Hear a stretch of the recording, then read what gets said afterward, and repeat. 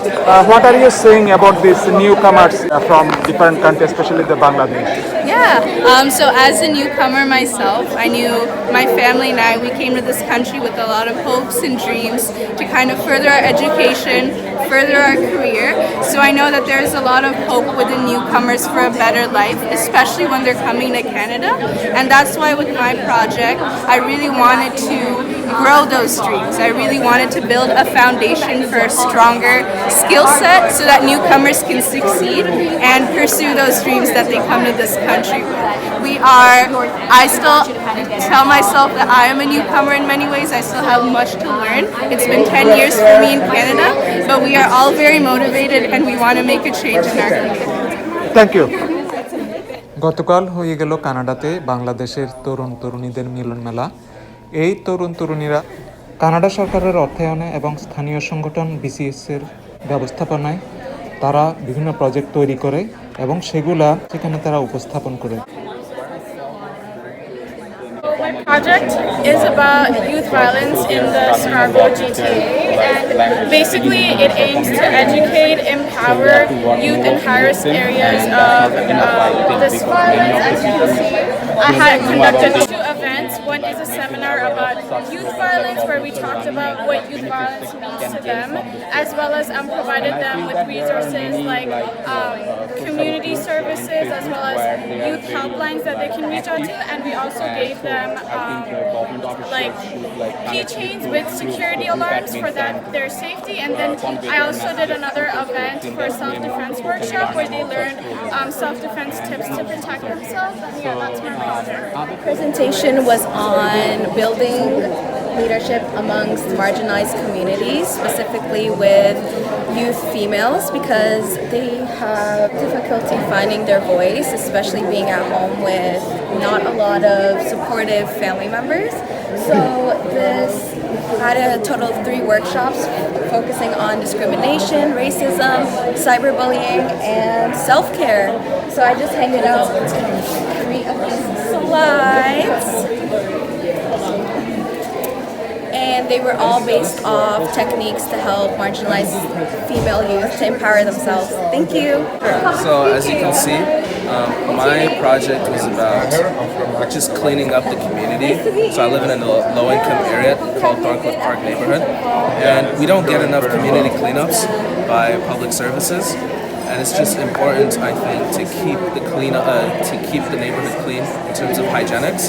And one thing that was really good is that it fostered a community that got close together while the cleanup was taking place, and at the end provided an end result that everyone was happy with.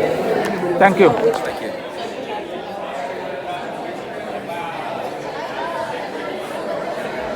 I am the Director General of the Youth Service and Learning initiative at Employment and Social Development Canada. So as part of my responsibilities, I manage the Canada Service Corps, which funds initiatives like this, where amazing youth like you have those creative ideas, innovative ideas, and make a big difference in your communities. And it's such a privilege to be here with you today to hear all the projects that you've done. With the funding that you received, it is exactly what we hope for when we create these type of programs, but being removed in our offices, we don't always have the chance to come and actually meet the people that are making a difference in their communities. And I'm very pleased to be here today and hearing your story. I've heard some already, and it's heartwarming and inspiring to hear you. So thank you so much for being here. There are more than 100 youth actually applied for this project, and then we funded in the first round we funded 64 youth, and then for up to second round we have 60 youth. So we think this is a very successful project. A Director General in the Learning Branch of Employment Social Development Canada, and what we're trying to do is we are trying to do what we can to make post-secondary education affordable and accessible for students, and we're trying to improve the sense of civic engagement and attachment and community building, which is what these projects have all done beautifully. I feel so privileged to be here to see how they've been completed, and I'm incredibly impressed, and thank you very much. Atik Rahman. I'm the Assistant Deputy Minister of Learning Branch in Employment and Social Development Canada. One of the number of programs that we have in our branch is Canada Service Corps that is funding this initiative. It's so inspiring to see this. Anik and Rory already talked about the project and how inspiring it is to see these things in action, especially living in the Ottawa bubble. We don't always see that. I'm not going to spend any more time talking about that. Maybe we'll have time later on. I'm also from Bangladesh, so I feel a special connection with this group as well. So this is the third time I have come visited you, and it's not like I have forced them to come with me. They came on. It's Lori's second time, Anik's first time. It's really so good and encouraging and inspiring to see these things in action. You are doing excellent work. Hopefully we'll have more time to talk about these things. For now, thank you so much.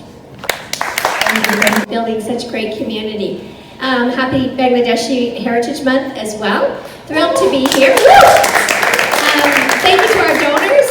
I'm Mary Margaret McMahon. It's a mouthful. I like the letter M, but just call me Triple M. It's too long. And I'm just thrilled to see some of your work. I just got a wee glimpse, so I'm going to take some time and look more at your thoughtful ideas and speak to you. You are our future. You give us hope.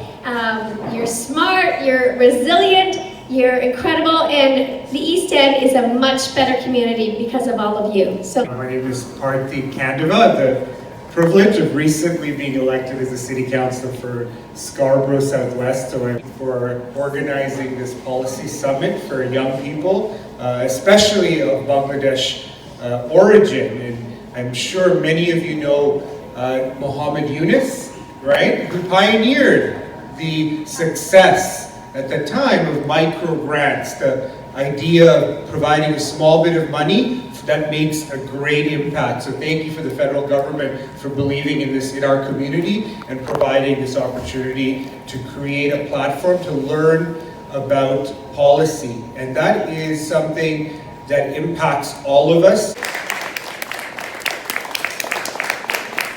I represent MP Nathaniel Erskine Smith, who's the MP for Fiji East Shore. I'm a second generation Bangladeshi Canadian myself, so it's very inspiring, very assuring to see that our community is in good hands, and we'll go from there. You see the work that the young people have done with these micro grants. They have shared their lived experience of newcomers in this community.